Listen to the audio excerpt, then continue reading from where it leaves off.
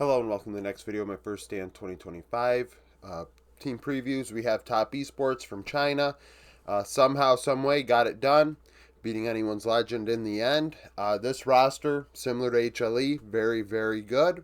There are differences in strength between HLE and this one, and we'll talk about that more a little bit in this video, and then also in another where we compare the teams in a different format. But the last time this team went to Worlds was last year, dropping out in quarters.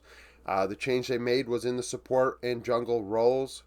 They did improve in the jungle, but I think took a loss at support. So, top lane 369, one of the best top laners in the world. The last couple international events have been pretty lackluster in my opinion relative to what I believe 369 can play like. I didn't even throw the ages up here. I think he's like 24 years old or so. At this point in his career, he's kind of is what he is, which is very good. It's like, when I say is what it is, it almost sounds like, oh, well, But no, he can stand his ground against Zeus. Has Zeus got more flashy plays? Yes.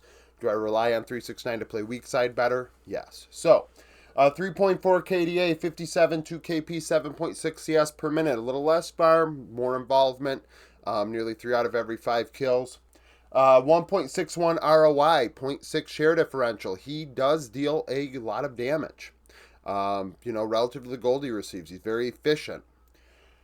2.44 vision efficiency, up 295 gold at 15 minutes on average. Solo kills are a mystery because China doesn't let us know those things. 13 champions in 30 games. Every player on this team played 13 champions in 30 games. So nobody has a deeper champion pool than somebody else, at least based on usage. 369 has the most games played internationally. 57 and 29. 2.1 KDA, 55 KP, 7.9 CS per minute. All tracks pretty normal. I mean, the KDA is, of course, my version of KDA, but KP and CS is 369. Like, his numbers never wow you. It's more of what he provides. 1.28 damage divided by gold, 2.56 vision efficiency, up 160 gold on average internationally, and 20 solo kills in the 65 games that they are tracked internationally. Jungle, Kanavi. Kanavi's the best jungler at this tournament. Kanavi's one of the best junglers in the world. Top 3. At this point, Owner's definitely earned his way into that conversation with his couple world championships, etc., and his world's performance last year. But Kanavi is still capable of running this show. 4 KDA, 80 KP. So we just talked about in HLE how these bot sides are the ones that are driving a lot of the play, and that is kind of the case still here, but Kanavi is the playmaker. 80% kill participation with a 6.8 CS per minute. So they're waiting for him to farm up and to be involved, or they're giving him mid to late game camps, so he's still relevant. He is a carry threat. 1.45 damage divided by gold, negative 1.6 share differential. That's another thing. So the ROIs on this team are all very high. They are an aggressive team. They're going to get after you, and that's something HLE is going to have to think about, as they are a slow team in the early game, and we see that in the gold differences. 4.88 vision score per ward placed, up 370 gold at 15 minutes.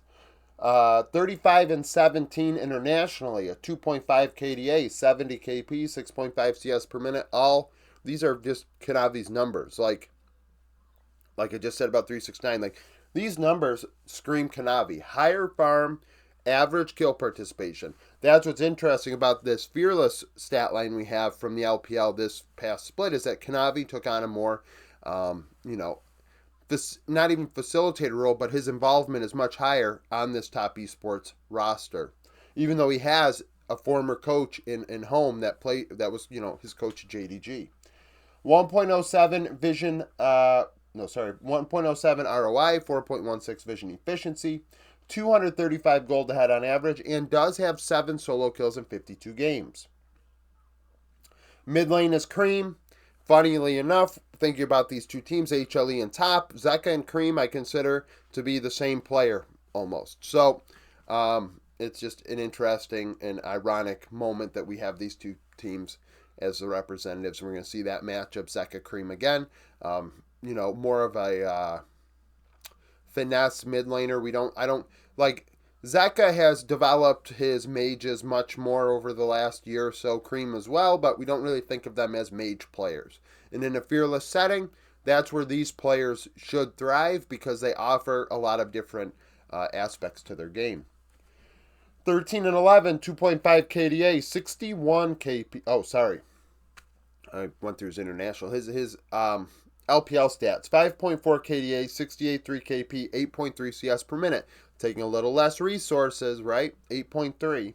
1.85 damage divided by gold, though, and a 4.2 share differential. He actually, looking at this, he leads the team in ROI and share differential. So he's doing the most out of the gold he's giving in the damage department. And the fact of the matter is, he's in a carry role.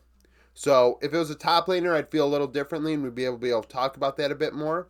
But in terms of mid lane, that's his job. AD carry, that's normally their job. 2.92 vision efficiency, 75 gold ahead. I mean, Zeka's on his level, the other three not so much. 13 champions in 30 games as well. 13-11 internationally, 2.5 KDA, 61 KP. So with top last season, you know, we see the change, right? This past split, 68% kill participation. 2 out of every 3 kills instead of 3 out of every 5. And you say that's a small difference. That's the difference between bottom, like, kill participation sort of numbers, and we're up towards the top now. He's more involved than most mid laners. 8.6 CS per minute, 177 damage divided by gold, 3.17 vision efficiency. Concerning, though, in the 8 games at Worlds, he had 1 solo kill, but the 440 gold behind on average. That's not great. He was getting a little diffied there in the mid lane, and that can't happen this tournament. 80 carry, Jackie Love, world champion. You know, what are we going to get out of Jackie Love remains to be seen. That's the big question mark with this roster. What version of this bot lane do we get? 4.8 KDA, 68.5 KP, 9.2 CS per minute. Pretty standard numbers in this meta. CS is a little low, but, you know, that is what it is. 1.84 damage divided by gold and a 4.1 share differential. Cream 1A, Jackie 1B, carries overall. 3.83 vision efficiency, which is pretty good. Down 150 gold at 15 minutes, though. And when we look at this team, really, like HLE, they might not be opening up massive early game leads. Now, this team is very aggressive, though. We see it in the damage, like I said earlier. HLE doesn't really have that ROI quite like Top Esports does, but both were not opening up massive leads domestically in gold. 57 and 34 over his career internationally, so he does have more games than 369. The glare of this light is just sitting right on Jackie's international stats. 3.1 KDA, 69 KP, 9.5 CS per minute. You know, pretty set standard. 1.33 damage divided by gold, 3.38 vision efficiency, up 205 gold at 15 minutes, and 12 solo kills in 75 games. Support is Crisp. Crisp at Worlds always goes deep. Like, there's no doubt about that. So, we'll see what happens at this event for him. 3.7 KDA, 74.3 KP. So involved. Kanavi, 4 out of 5. Crisp, 3 out of every 4. So he is finding a way to get around the rift and make things happen in his own right. 0.7 damage divided by gold. So more traditional facilitator support.